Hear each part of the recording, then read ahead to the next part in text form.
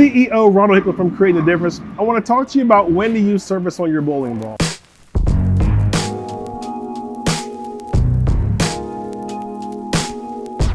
One of the first things you're going to want to do, whether you're a league bowler, a tournament bowler, whether you're bowling on a house shot or a sports shot, is get yourself a pack of TruCut sanding pads. This is going to give you all that you're going to need to be able to get your bowling ball at the right surface. Next, you're going to want to get yourself a bottle of TruCut hand-applied polish powered by turtle wax, because that's going to be what you're going to need to get your bowling ball polished. That's great, but when do you use these? Well, let me explain a little bit about how the sanding pads work first. They come in 6 different grits, and the lower number means the more earlier hook you're going to get. 500 is the lowest, followed by 1,000, 1,500, and 2,000. And they all look very similar to this. They have a weave in them, and they have different amounts of grit on them to give you that grit that it says on the pad. Next, you have a 3,000 grit pad and a P5000D. These pads are obviously different in appearance than this pad. The 3,000 pads will give you even longer ball motion. The 5,000 grit pad, or P5000D, if you use it by hand, it's going to give you a 4,000 grit finish. If you use it on a ball spitter, it'll give you a 5,000 grit finish. Last but not least, if you need to be able to get that ball shiny, you're going to want to use the TruCut hand-applied polish powered by turtle wax. It's going to leave a 5,500 grit finish on your bowling ball when you do it by hand. Now, that's great. I kind of know how the products work. When do I use them?